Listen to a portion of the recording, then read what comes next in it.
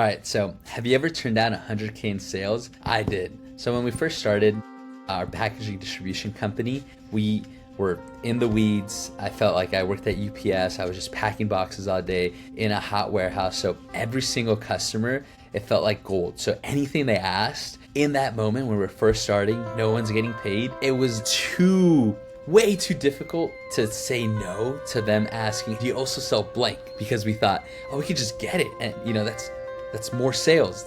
We're adding more, but that could have easily ended the company before we even really had a chance to grow. So during COVID, right, we had launched maybe 2 years prior and COVID hits, and so everyone shut down. And so one of the biggest needs were N95 masks, paper masks, hand sanitizers, that whole thing, right? And hey, we actually have a way to bring them in from China and get them here to the States. There was a lot of companies, a lot of hospitals, a lot of places that wanted them.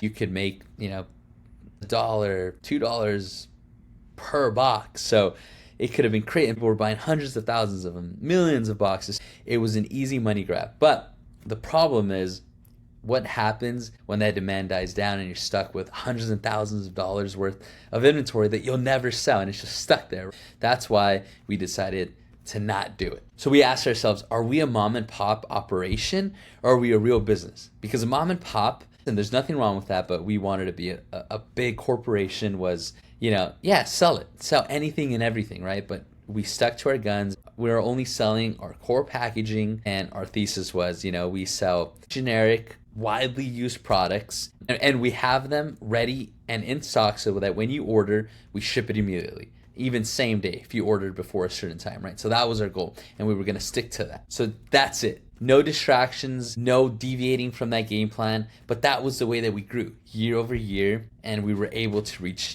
millions of dollars in annual revenue. So it goes to show why saying no, even though it's one of the most difficult things to do, you should actually say no a lot more than you say yes.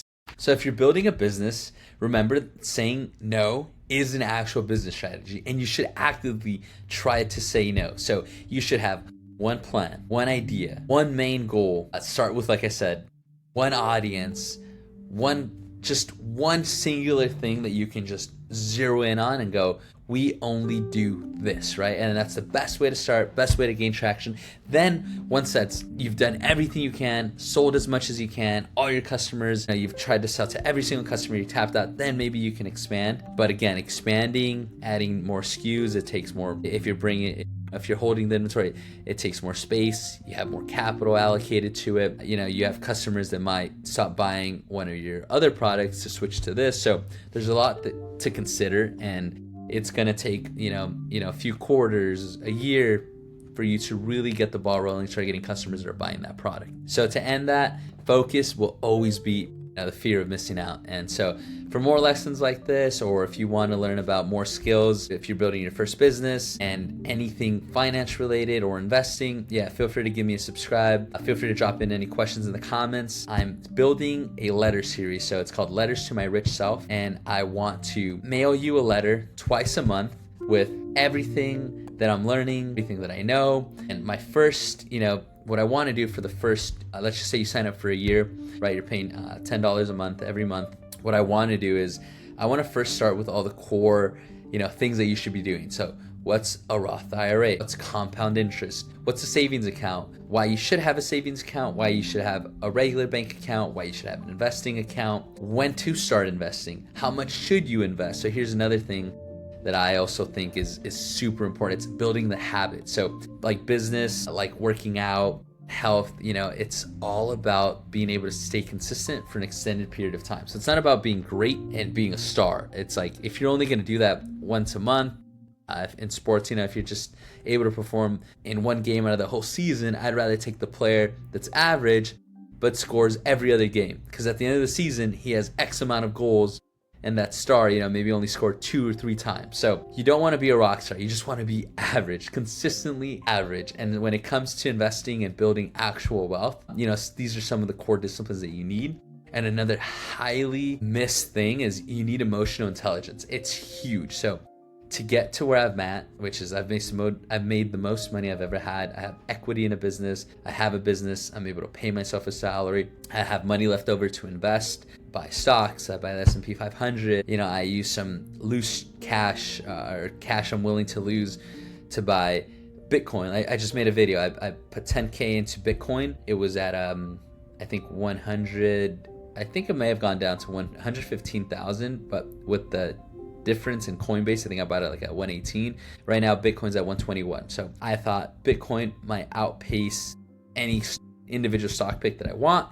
And, I'm looking for that's like my wild card. Like, I truly believe in Bitcoin, but I know it could potentially go to zero. So I want to throw money at it. And the way I see it is, if I could buy prime real estate in an amazing market like New York, Los Angeles, Miami, London, if you're telling me I could have bought in Manhattan, in Malibu, in Beverly Hills, in Anaheim, in Costa Mesa, in South Pasadena, right? If I could have bought a house in any of those locations for 200 grand, it'd be a steal, right? So right now Bitcoin is under 200,000. So I think it's a steal. I think they're going to be, if you look at it like real estate, it's going to be $1 million asset. So I still think it's highly cheap. So I'm going to buy into it as much as I can. I want to have at least one Bitcoin. And again, that's my throwaway. I could go to zero, but the upside is huge. I'm very conservative in some things. And then on something like stocks, it's okay to be, just allocate some of your money for that. So I want to teach a lot of these principles and, get you on the right path and the right journey. I had a really great mentor that really helped me get here.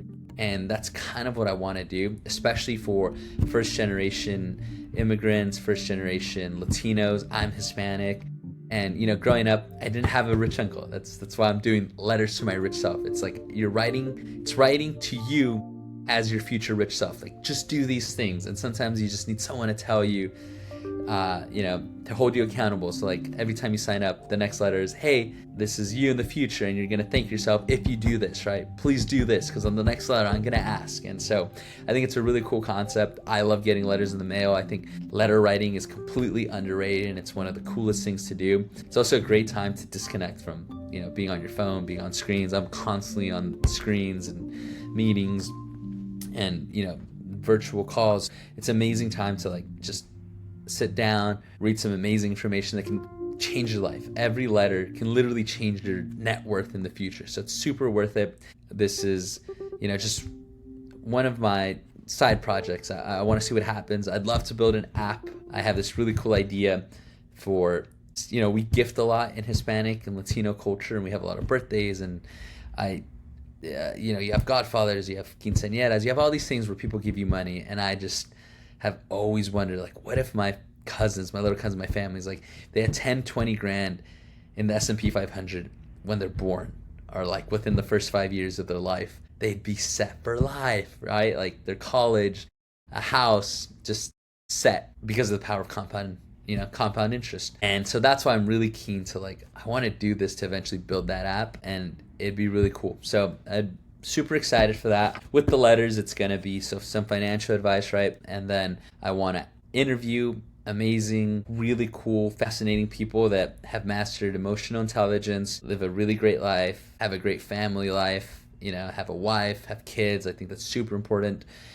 to also consider. Life is not just about business and making money or getting rich. It's about building a great life. I think trading your precious time for just money, at a certain point you have to, but once you get out of that, it's engineering your life so that you take the most advantage of your time, right? So that's letters to my rich self. It's in the description. If you want to click and support, please sign up. I think it's going to be so awesome, and I'm excited to write them. If you don't like it, I will give you your money back. I'll even Venmo you $1.